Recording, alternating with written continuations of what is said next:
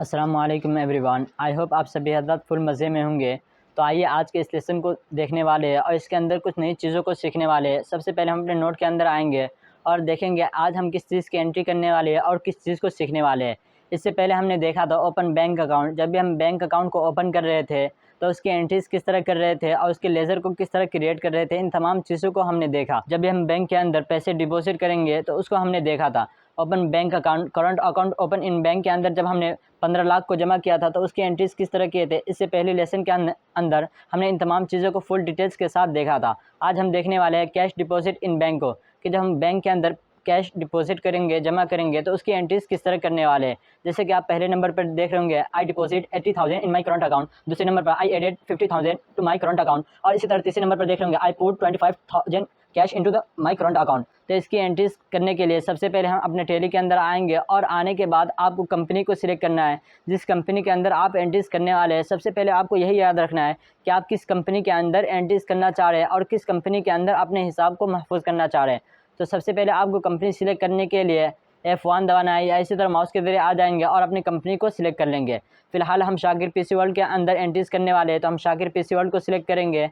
1 minute. सबसे पहले हम जाएंगे सिलेक्ट कंपनी के अंदर और वहाँ से जिस कंपनी को सिलेक्ट करना है उस कंपनी को सिलेक्ट कर लेंगे। यहाँ से हम शाकिर पीसी वर्ल्ड को सिलेक्ट करते हैं और एंटर बटन प्रेस करते हैं। खुद ब खुद ये कंपनी हमारे सामने सिलेक्ट होकर शो होने लगेगी। जैसे कि यहाँ पर आप देख रहे होंगे शाकिर पीसी वर्ल्ड जो कि बोल्ड होकर शो हो रहा है, जिसको हमने अभी सिलेक्ट किया है। आपको एंट्रीज करने के लिए सबसे पहले ट्रांजैक्शन के नीचे में अकाउंटिंग वाउचर के अंदर जाना है और आज जो हम देखने वाले हैं deposit cash in bank account, कि हम बैंक अकाउंट के अंदर पैसा डिपॉजिट कर रहे हैं, जमा कर रहे हैं। तो उसकी एंट्रीज करने के लिए आपको कंट्रोल वाउचर के अंदर जाना है। जब भी जो भी चीज़ बैंक से रिलेटेड होगा टैली के अंदर, जब भी आप बैंक से पैसा लेंगे, आप बैंक के अंदर पैसा डिपॉजिट करेंगे, बैंक से चेक लेंगे, बैंक को लोन देंगे या बैंक से लोन लेंगे, इन तमाम चीज़ की एंट्रीज करने के लिए आपको कंट्रोल वाउचर के अंदर जाना पड़ेगा।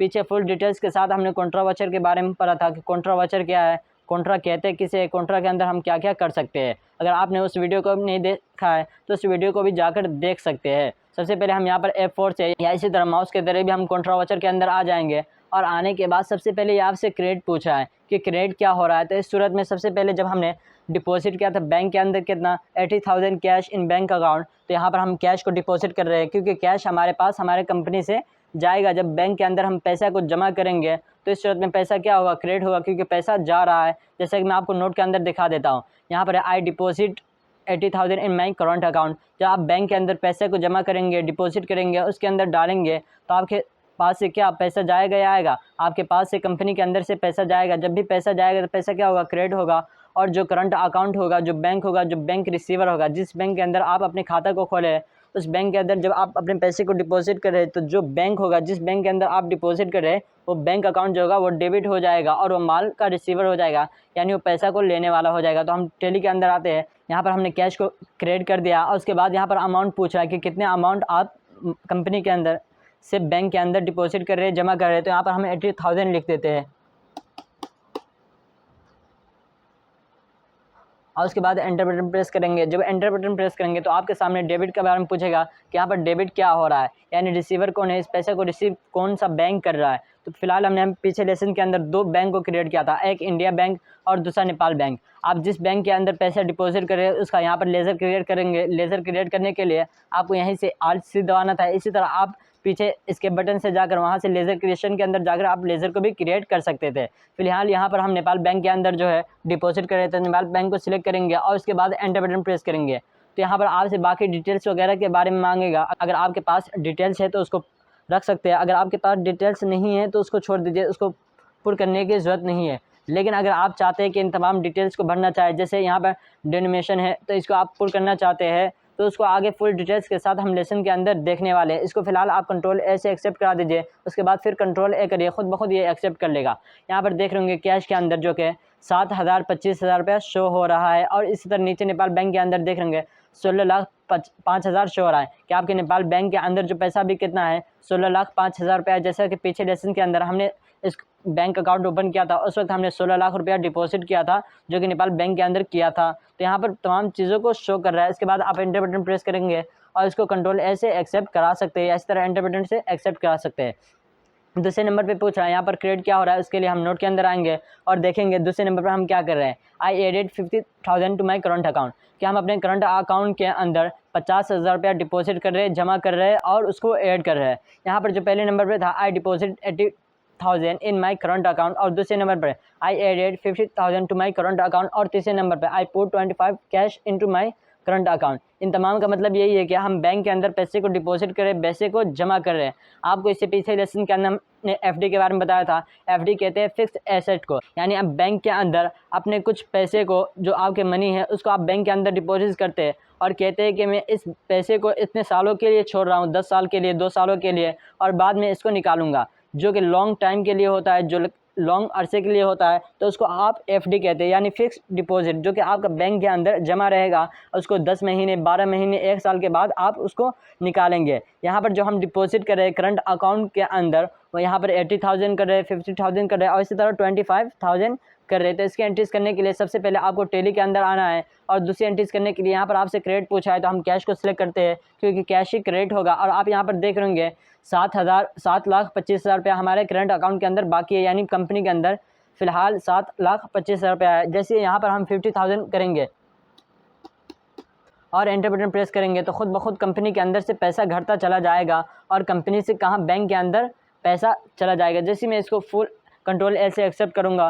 फिलहाल यहाँ पर आपसे पूछा है कि डेबिट कौन हो रहा है, जो पैसे को रिसीवर है, किस बैंक के अंदर आप पैसे को डिपॉजिट कर रहे हैं, जमा कर रहे हैं। तो यहाँ पर इससे पहले हमने किस बैंक के अंदर किया था, नेपाली बैंक के अंदर किया था, कि हम नेपाल बैंक के अंदर 80,000 रुपया डिपॉजिट कर रहे हैं। तो जैसा कि हमने देख लिया, अब चाहते हैं कि हम इस पैसे को, जो कि 50,000 है, इस इंडिया बैंक के अंदर डिपॉजिट करना है, तो आपको इंडिया बैंक को सिलेक्ट करना है और उसके बाद एंटर बटन प्रेस कर देना है। तो यहाँ पर देखेंगे आपके इंडिया बैंक के अंदर 2,20,000 रुपया आपके इंडिया बैंक के अंदर है। इसको कंट्रोल ए से एक्सेप्ट करा सकते हैं, या इस तरह बाकी डिटेल्स वगैरह है, अगर आपको पुर करना है तो कर सकते हैं, वरना उसको पुर करने की ज़रूरत नहीं है। लेकिन जब आप बैंक वगैरह के अंदर जाएंगे, जब बैंक के अंदर जाएंगे तो हो सकता है कि बैंक के ओनर या बैंक के अंदर जो एम्प्लॉयज़ होते हैं वो आपसे पूछते हैं जो आपने पैसे जमा किया है उसके अंदर 1000 का नोट है, 500 का नोट है, 10 का नोट है, कितने का नोट है, वो आपसे पूछेगा। उसके बाद वो एंट्रीज वगैरह कर देगा। अगर आपको इन तमाम चीज़ों को देखना है तो आगे लेसन के अंदर हम फुल डिटेल्स के साथ देखने वाले हैं।